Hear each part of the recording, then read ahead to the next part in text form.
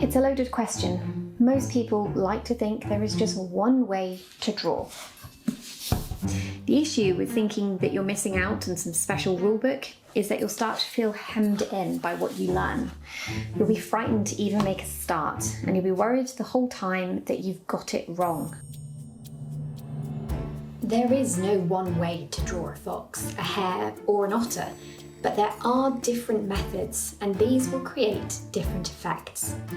It's up to you to decide which methods to use, and to do that, you need to understand how these methods work. So let's take a proper look at underpaintings. I'll take you through whether it's light over dark, if it's fat over lean, or any of those other triggering art terms that get thrown around with very little explanation.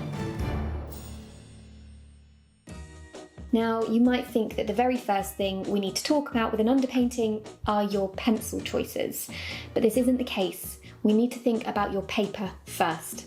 The value and the colour of your paper will appear to change how each pencil shows up. Simply put, if I was to do the same drawing on white paper and then transfer it to grey, I'd need to change my pencil choices to be able to do this. The paper choice is example number 1 for illustrating that there are no set colours for a certain breed of dog or colour of fur. It's all variable. The best way to get over this first hurdle is to simply create some palettes like these. I have downloadable versions in my membership, but it's best to create your own. You've got your paper ready to begin, and now you just need to start drawing. But was it light over dark, or would that make the lights go muddy? Or were you meant to put the darks down last and start with the lights? Well, instead of just telling you what I think, I'm going to show you how the different methods work.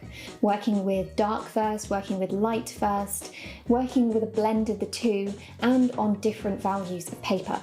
This is so much more powerful because it means you're going to understand how these methods work. And then when you come to your next reference photo, you can sit down and make an informed decision about how to start that drawing. So I'm going to be creating 9 different swatches for you, showing how the paper value and the pencil order will drastically alter your work, for better or worse. After I've made these swatches, I'll show you how to pick out the right pencils for your chosen reference photo, so stick around to see how that's done later on. We're starting off with the classic light over dark combination, and this is one that many people think they should use. We'll see we can put light pastel over dark pastel quite easily, but the success of this does rely on the paper value and how much pastel you've put down in your first layer. So if you fill up the tooth of the card too much, and the tooth just means sort of like the grit, then your later layers are going to mix straight into what you've already put down, and it all becomes really dull. What I'm showing you on screen now is an excerpt from my fundamentals course in the membership, and this is showing you how the thickness of an underpainting or the beginning layer will alter your subsequent layers. So this is why you should always work in light layers and just build everything up. We also shouldn't really lay down the very darkest value we see as our first layer in general. What we end up with, as you can see, is an area that cannot be made light enough by the end, especially if the pastel has been laid down too thickly. While this method would be okay for a shaded plane, if you pick out those small dark shadows between hairs as your starting value, but the overall area is actually a mid-tone, you're going to end up with something that's just too dark. The swatch on the white paper in particular is very dark here, and it lacks clarity as well. You will find that all of your pencils appear to come out very dark on the white pastel mat, and you can easily end up with a very muddy drawing. This again is where creating those swatch palettes on scrap paper is a really good idea. You might then think it's a little bit strange that the dark grey swatch has a really good amount of clarity to the lighter values, but the dark grey card is actually an excellent choice for getting light values to pop out because they're so strongly contrasted by the card, and so I actually often use this for sandy coloured animals. Now let's see what happens when we start with a mid-tone value for our bottom layer. This feels quite light on the grey card because the value is close to that of the paper. On the sand, this pencil feels a little dark, but not like a shadow, and on the white it feels like it could be a shadow. As we build up these areas, we can work backwards and forwards between the shadows and the highlights so that we get a nice feeling of depth, because you want the shadows to be at the bottom. Again, if you make these early layers too thick, you will fill up the tooth of the card and then you won't be able to work backwards and forwards. Working with a slightly darker mid-tone is actually my favourite way to begin an underpainting. It allows me to contrast both the lighter values and the darker values as I go. It's the reason I also like working on the sand coloured paper, because this is a light mid-tone, so it's going to contrast the shadows and the highlights well. You can see we've ended up with 3 swatches that all have a good clarity to the layers and are lighter than the previous 3 swatches. You can easily add more or less dark values or light to change your final result, and this is what makes working with mid-tones quite forgiving and a really good starting point. But there is still one more thing to consider, and that's starting with a light value first. Now, I don't often do this, and you'll see as these swatches develop that you get a very light result that feels a little bit flat. However, this is still a really useful technique, and you'll have actually seen me use this in a recent video where I draw a kingfisher.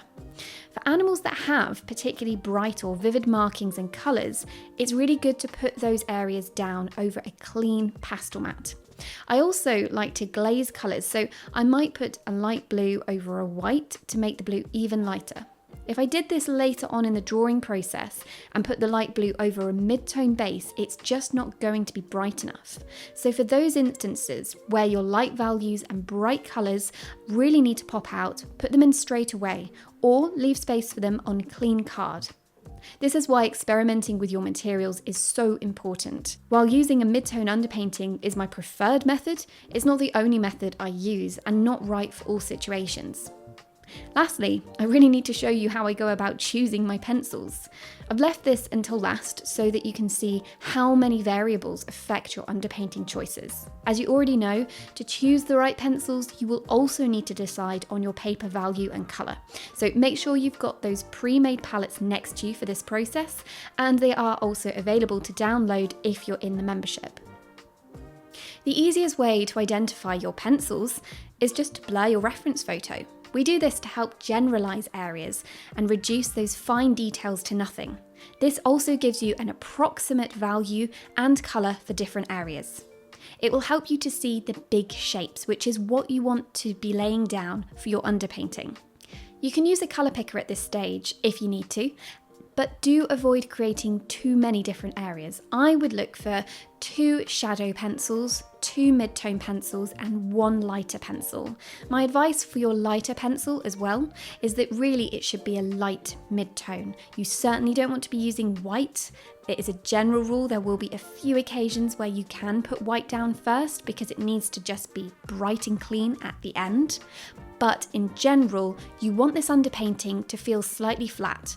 You won't have gone all the way down to your darkest dark, and you won't have gone all the way up to your lightest light. Because of this, you've compressed the value range, and it will, as I say, feel a little bit flat and very simplistic. But these pencils should be plenty for you to work with and give you that simplistic version of the final drawing, which is exactly what you want at an underpainting stage. So now you know that there really is no right or wrong way to create a certain effect. There are different methods and there are different materials that can be used. All of those can be compiled in a variety of different ways to create the effect that you see in the reference photo. And part of that is going to be down to your individual choice and preference. The more time you spend practicing and building up a library of palettes like these, the better you are going to understand both your materials but also the art theory. And if you want to understand more about art theory and just how powerful this is in creating your own works, then go and check out the membership, which is linked down below. I have beginner level art theory and then the more advanced level art theory as well. And all of this is threaded through my courses in the membership so that you will no longer need those courses and you can just go out and draw whatever it is that takes your fancy.